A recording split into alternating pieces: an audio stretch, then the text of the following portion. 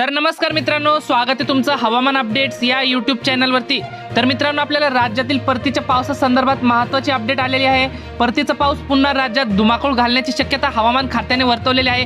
काही ठिकाणी मुसळधार ते अतिवृष्टी पाऊस आपल्याला होण्याची शक्यता आपल्याला 20 सप्टेंबर पासून आपल्याला पाहायला मिळत आहे। आता सध्या स्थितीला जरी पावसाने उघडीप दिलेली असली तरी परतीचा पाऊस आता जोरदार आहे, त्यामुळे पाण्याची टंचाई देखील मिटण्याची शक्यता आपल्याला आहे। ज्या ठिकाणी पाण्याची टंचाई आहे त्या ठिकाणचा पाण्याचा प्रश्न देखील मराठवाडा असो, विदर्भ, पश्चिम महाराष्ट्र, उत्तर महाराष्ट्र, कोकणपट्टी या सर्व भागामध्ये मुसळधार ते अतिमुसळधार पावसाचं वातावरण पाहायला मिळते। जालना जिल्ह्यामध्ये देखील आपल्याला जालना जिल्ह्यातून देखील शेतकऱ्यांच्या बऱ्याच कमेंट येत होत्या।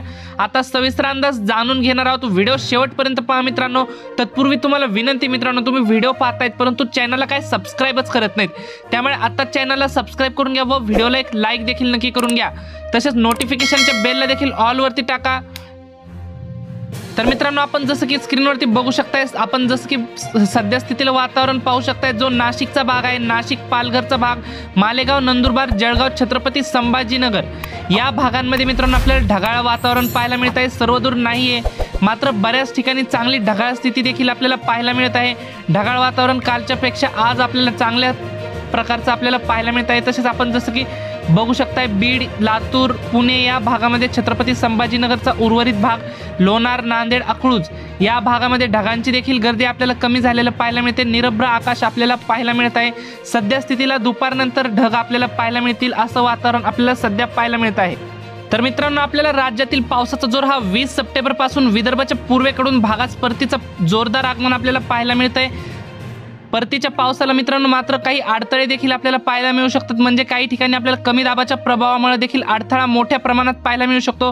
तसंच आपण जसं की स्क्रीनवरती बघू शकताय मित्रांनो, 20 सप्टेंबरमध्ये पूर्व विदर्भामध्ये आपल्याला मध्यम ते जोरदार पाऊस असा पाहायला मिळतोय। गडचिरोली, देसाईगंज, भंडारा, गोंदिया, चंद्रपूर या पट्ट्यामध्ये आपल्याला आदिलाबाद पर्यंत आपल्याला जोरदार हजेरी आपल्याला पावसाची 20 तारखेला आपल्याला असं वातावरण आपल्याला पाहायला मिळतं। इतरत्र पाहायला गेलं तर स्थानिक वातावरणाचा जोर राज्यात वाढत जाणार आहे। पुणे, अहिल्यादेवी नगर, मुंबईच्या भागात आपल्याला जोरदार पाऊस 20 तारखेला आपल्याला पाहायला मिळते। नाशिक पर्यंत आपल्याला जोरदार पाऊस पाहायला मिळतोय। तसंच आपल्याला 21 सप्टेंबरचा विचार केला तर 21 सप्टेंबरला देखील आपल्याला राज्यात आपण पाहू शकताय, हिंगोली जिल्हा तसेच जिंतूर जिल्हा, बसमत, परभणी या भागामध्ये देखील पावसाला सुरुवात होईल।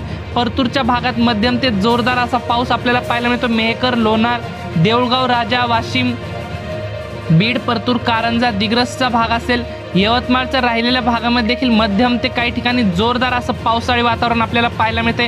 कारंजा, मंगळूरपेर, लातूर, दरवा, यवतमाळ, नेर, मूर्तिजापूर, अकोला मध्यम ते जोरदार अशा पावसाची हजेरी आपल्याला पाहायला मिळते विदर्भात। तर मित्रांनो, ही होती हवामानाबद्दल छोटीशी माहिती आवडल्यास आपल्या चॅनलला सबस्क्राइब नक्की करा। धन्यवाद। तर भेटूयात पुढच्या व्हिडिओमध्ये।